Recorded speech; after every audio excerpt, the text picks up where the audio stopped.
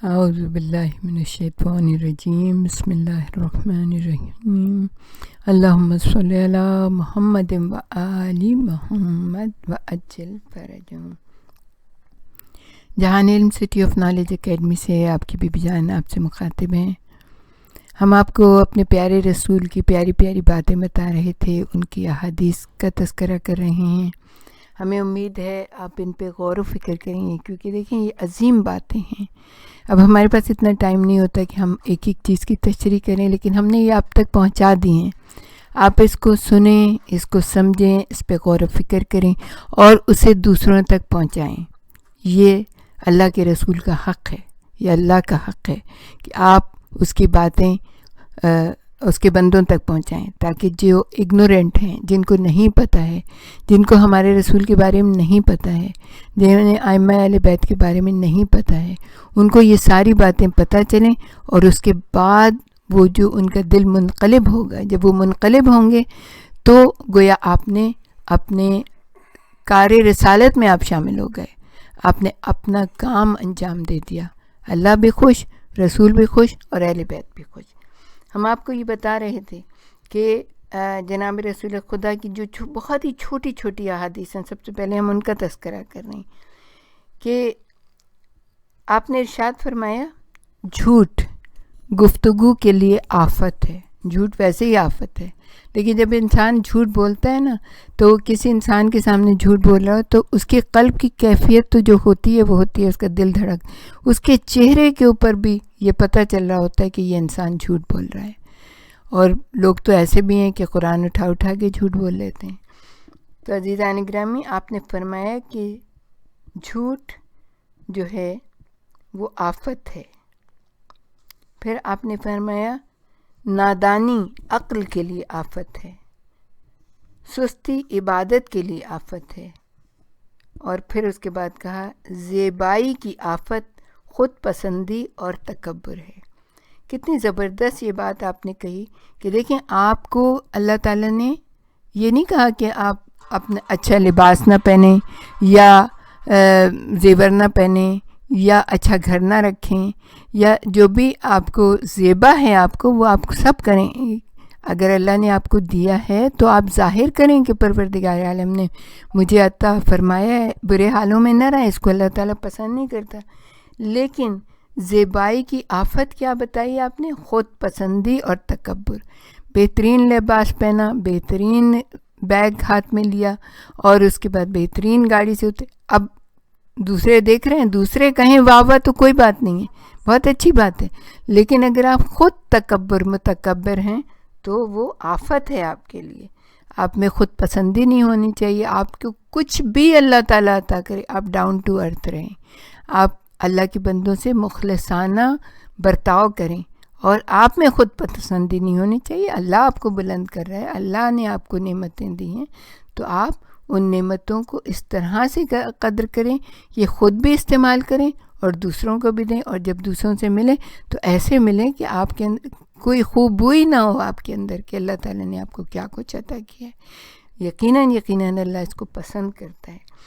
تو اس کے بعد آپ نے فرمایا کہ حسب و نسب کی آفت فخر کرنا ہے، یعنی یہ بھی ہے کہ لوگ اپنے حسب و نسب پہ بہت ہم تو ایسے ہیں، ہم تو ویسے ہیں، ہم تو اس خاندان سے نہیں، منع کیا ایسے، یہ آفت ہے، یہ قیامت ہے کہ حسب و نسب کے اوپر فخر کرنا۔ اللہ نے آپ کو اس قوم اور قبیلے میں پیدا کیا، یہ تو اس کی شان ہے، اس کے شکریہ ادا کریں، اس کو ہمیشہ پروردگار عالم کا شکر ادا کریں کہ پروردگار عالم تو نے ہمیں اس قوم و ملت میں پیدا کیا، تو نے ہمیں در اہل بیت سے وابستہ کیا۔ ہم نے کیا کیا تھا؟ اللہ تعالیٰ نے ہمیں ان کی طینت سے، ان کی بچی ہوئی مٹی سے پیدا کیا، ہمارا اس میں کوئی کمال نہیں ہے۔ شکر پروردگار عالم یہ ہے کہ اس نے ہمیں ایسا بنا دیا، پروردگار عالم کا شکر ہے۔ اور پھر آپ نے فرمایا آفت دین ہوس پرستی ہے، یعنی دین برباد کر دیتا ہے انسان اگر وہ ہوس پرست ہو۔ کہ کون سی ہوس پرستی ہوتی ہے؟ دولت کی، عمارت کی، پیسے کی، اور علم کی، کہ یعنی کہ علم کا بھی جو غرور ہوتا ہے وہ بھی بہت برا ہوتا ہے۔ دیندار آدمیوں میں بھی بعض دفعہ غرور آ جاتا ہے، تو یہ آفت ہوتی ہے، یہ ہوس پرستی جو ہوتی ہے. لیکن علم حاصل کرنا جو ہے وہ ہوس پرستی نہیں ہے، علم کے اوپر غرور کرنا جو ہے ایک وہ آفت ہے. خوشا نصیب وہ ہے جو دوسروں کے انجام سے نصیحت حاصل کرے. آپ نے ارشاد فرمایا خوشا نصیب ہے وہ جو، آپ دیکھتے ہیں نا کسی کو غلط کام کیا، کسی نے دوسرے کے لیے گڈھا کھودا، اس میں خود جا کے گرا، ظلم کیا، تو اس ظلم کا انجام اس کو خود ہی معلوم ہے. تو انسان عقل مند وہ ہے جو دوسروں کی غلطیوں سے سبق حاصل کرے. یہ نہیں کہ جب تک اسے ٹھوکر نہ لگے، یہ نہیں کہ جب تک اس کے اوپر کوئی آفت نہ آئے وہ اس پہ غور و فکر ہی نہ کرے. تو پھر آپ نے ارشاد فرمایا کہ ندامت گناہوں کا کفارہ ہے. ندامت گناہوں کا کفارہ ہے، یعنی کہ جب انسان توبہ اور استغفار کرتا ہے، یعنی کہ وہ نادم ہے اللہ کی بارگاہ میں، تو اللہ تعالیٰ کہتے ہیں تو نے اے میرے بندے تو نے مجھ سے توبہ کی، اب تجھے ایسا بنا دوں گا کہ جیسے تو نے کبھی گناہ ہی نہیں کیا. تو ندامت کے آنسو، جب دو آنسو اللہ تعالیٰ کو بہت پسند ہیں، کہ جب اللہ کی بارگاہ میں کوئی اپنے گناہوں پہ نادم ہو کے آنسو بہاتا ہے اور اس سے مغفرت طلب کرتا ہے، تو اللہ تعالیٰ اس کے اس توبہ کو اس کے گناہوں کا کفارہ قرار دے دیتا ہے اور اس کو معاف کر دیتا ہے. پھر آپ نے ارشاد فرمایا جمعہ مساکین کا حج ہے. سبحان اللہ. دیکھیں مساکین کون کے؟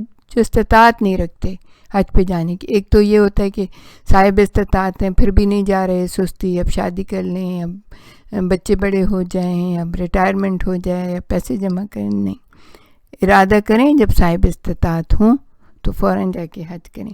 لیکن اللہ تعالیٰ اتنا مہربان ہے کہ وہ یہ جانتا ہے کہ فلاں شخص واقعی حج نہیں کر سکتا، تو پھر کیا اس نے جمعے کا دن قرار دیا کہ جمعے کا دن جو ہے وہ مساکین کا حج ہے. اور اس میں چھوٹی چھوٹی باتیں کرنی ہوتی ہیں. مثال کے طور پر ناخن کاٹنے کے لیے کہا گیا شریعت میں، کیسے جمعے کے دن ناخن کاٹ. غسل کے لیے کہا گیا کہ غسل جمعہ جو ہے نا ہے تو مستحب لیکن واجب کی طرح سے، کہ جناب رسول خدا نے کہا کہ یا علی اگر تمہارے پاس بس اتنے پیسے ہوں، یہ ہم اپنی زبان میں بتائیں گے، کہ جس سے تم کھانا خرید سکو یا پانی لے سکو، تو پانی لے لو، پانی خرید لو اور اس سے غسل کر لو. اتنا واجب کی طرح سے بتایا. ہم لوگ سارے دنوں میں کریں گے، خاص طور پہ لیت العال کریں گے جمعے کے دن کے غسل کرنے میں. تو عزیزان گرامی کوشش یہ کیجیے، اور مسجد میں جانا، جمعے کی نماز میں شریک ہونا. پروردگار عالم وہ دن جلد آئے کہ ہم سب جو ہے نا اس طرح سے یہ بیماری ختم ہو تو ہم سب جمعے کی نماز میں جایا کریں اور فیض حاصل کیا کریں وہاں پہ علماء سے. تو پھر آپ نے ارشاد فرمایا حج ہر کمزور کا جہاد ہے. حج کے بارے میں کیا کہا کہ کیونکہ اس میں کچھ بہت سارے نکات ہیں، لیکن بس ایک ہی جو ہماری سمجھ میں آ رہا ہے وہ یہ ہے کہ حج کے موقع پہ جب انسان جاتا ہے، حاجی وہاں پہ جاتا ہے، تو اس کا اینڈ جو ہوتا ہے وہ اس طرح سے ہوتا ہے کہ جیسے جناب رسول خدا نے کہا کہ جو صفا اور مروہ کے درمیان جس نے صحیح کی وہ کبھی یہ سوچے بھی نہیں کہ مجھے اللہ تعالیٰ نے معاف نہیں کیا ہوگا. اللہ تعالیٰ اس کو معاف کر دیتا ہے. لیکن کیا ہے کہ جہاد نفس اس میں بہت زیادہ ضروری ہے. آپ حج پہ خدا نخواستہ کوئی جائے، وہاں لڑائی جھگڑا کمروں کے اوپر، وہاں پہ جگہ کے اوپر، وہاں پہ جماعت کی نماز میں جگہ نہیں دے رہے ہیں یا ایک دوسرے سے جھگڑ رہے ہیں یا خیموں میں مسائل ہو رہے ہیں یا وہ، تو یہ جو ہے یہ صحیح بات نہیں ہے. اور انسان کو اپنے نفس پہ قابو پا کے جہاد پہ نفس کر کے اور اس کے بعد حج کے اوپر حج کے اس میں قدم رکھنا چاہیے. تو ہر کمزور کا جہاد ہے کہ جہاد نفس جو ہے نا وہ بہت بڑا جہاد ہے. پھر کہا کہ رزق حلال کی تلاش جہاد ہے. پروردگار عالم کتنا مہربان ہے کہ ہر وہ قدم جو انسان اٹھاتا ہے کس لیے کہ اپنے بال بچوں کو، اپنے اہل خانہ کو رزق حلال کھلائے، تو گویا ہر قدم جہاد پہ جا رہا ہے، وہ ہر قدم اس کا جہاد کی طرف اٹھنے کے مطابق ہے، یعنی اس طرح سے ہے کہ جیسے وہ جہاد کے لیے جا رہا ہے۔ اللہ تعالیٰ اتنا مہربان ہے کہ اپنے بندوں کو عطا کرتا ہی رہتا ہے، بندوں کو کچھ پتہ ہی نہیں ہوتا کہ کیا شریعت انہیں کیا چاہ رہی ہے۔ اللہ تعالیٰ کتنا انہیں بھر بھر کے ایک ایک قدم کے اوپر ان کو اجر و ثواب عطا کر رہا ہے۔ اور اگر انسان کو یہ معرفت ہو جائے نا تو پھر اللہ اسے بہت پیارا لگنے لگے، وہ ہستیاں بہت پیاری لگنے لگیں گی جنہوں نے یہ باتیں ہم تک پہنچائیں۔ پھر آپ نے ارشاد فرمایا مسافر کی موت شہادت ہے، یعنی اللہ تعالیٰ اسے شہادت کی موت دیتا ہے اگر وہ مسافرت میں مر جائے تو اسے۔ اب کتنے لوگ ایسے تھے کہ جنہوں نے لوگوں کے اپنے ہی ظلم و ستم اپنے ہی لوگوں سے اٹھا کے، کوئی بیچارے کشتیوں میں، کوئی چھپ کے جہازوں میں سوار ہوئے، کوئی پانی کے جہازوں میں اپنے ملکوں کو چھوڑ کے آ رہے تھے، اور کتنے لوگ جو ہے نا کس طرح سے ان کی موت واقع ہو گئی، کشتیاں ڈوب گئیں، جہاز ڈوب گئے، کیا کیا ہوا ان کے ساتھ، سب شہید ہیں، وہ شہید ہوئے ہیں۔ پروردگار عالم ان کو مرتبہ شہادت عطا فرمائے گا۔ ایک تو یہ کہ وہ انہوں نے ہجرت کی، ظلم و ستم سے تنگ آ کر ہجرت کی، اور اس کے بعد وہ ان کو موت بھی آ گئی، کہیں پہ بھی موت آئی، سفر میں کس طرح سے لوگ مرے، تو اللہ تعالیٰ ان کو شہادت کی موت کی فضیلت عطا فرمائے گا۔ پھر آپ نے ارشاد فرمایا، بہت بہترین بات ارشاد فرمائی، علم کو روکنا حلال نہیں ہے، یعنی جس کے پاس ایک بھی علم کی کوئی ذرہ بھی آ گیا، کوئی آپ کے پاس حدیث آ گئی یا آپ کو کوئی نالج ہو گئی تو آپ اس کو اپنے پاس نہیں روکیں۔ بیکار کی باتوں کو ہم ادھر سے ادھر بھیجتے رہتے ہیں، لیکن اگر کوئی علم کی بات ہوتی تو علم کی بات کریں نا۔ علم کی بات کریں گے تو کیا ہوگا کہ گویا کہ ہم ہر چیز جو ہے نا حلال طریقے سے آگے بڑھا رہے ہیں۔ ہماری زندگی کا ایک ایک لمحہ ہمارے پر قرض ہے، بہت بڑا قرض ہے جس کو ہم اتاریں۔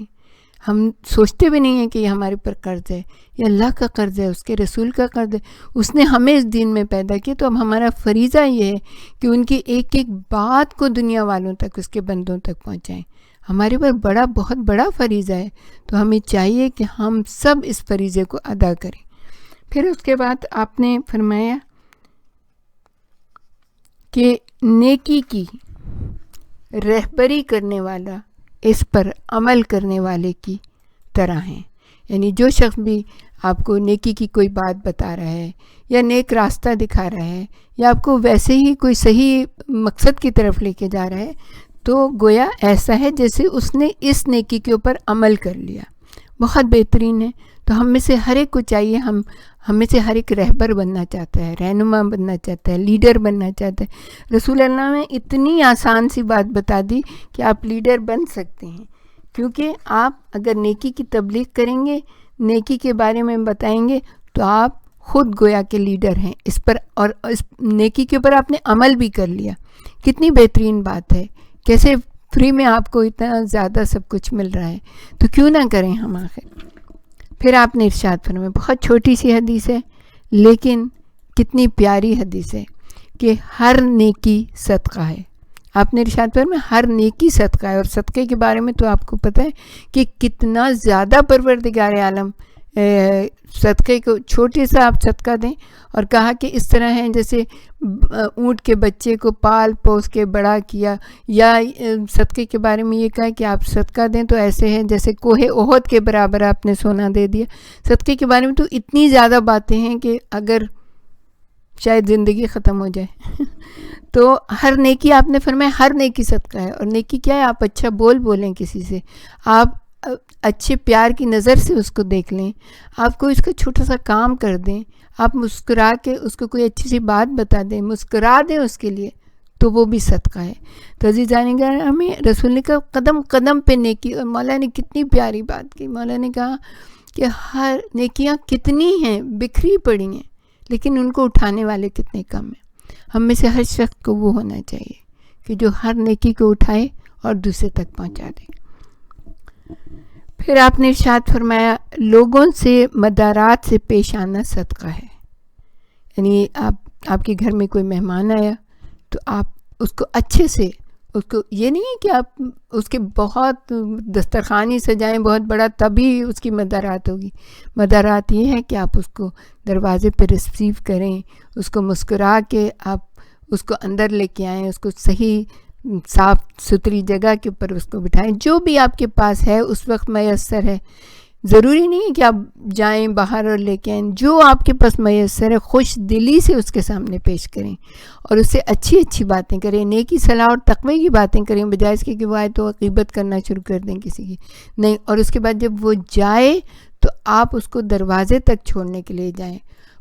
پھر سلام دعا کے بعد رخصت ہوں. آپ کی اس کے بارے میں یہ کہا کہ جو شخص بھی آئے گا آپ کے گھر آئے گا، مہمان آئے گا، وہ رحمت پروردگار عالم لے کے آئے گا، اور جو باہر جائے گا تو وہ ساری مشکلات، پریشانیاں، کٹھنائیاں جو ہیں وہ اس کے ساتھ باہر نکل کے چلی جائیں گی. تو کبھی بھی جو بھی آئے اس کو بہت ہی عزت و احترام کے ساتھ اس کے، یہ بھی صدقہ ہے. پھر کہا کہ اچھی بات صدقہ ہے. جو بھی انسان اچھی بات کرتا ہے وہ صدقہ ہے. اور یہ اتنی اچھی اچھی رسول کی، آل رسول کی باتیں، شریعت کی باتیں ہمیں چاہیے ہم ایک دوسرے تک پہنچائیں، تو اس کا مطلب ہے ہم صدقہ دے رہے ہیں. بآخر دعوانا ان الحمد للہ رب العالمین. ہمارے ساتھ ہی رہیے گا، ہم آپ کو اپنے رسول کی بہت ساری پیاری پیاری باتیں بتائیں گے.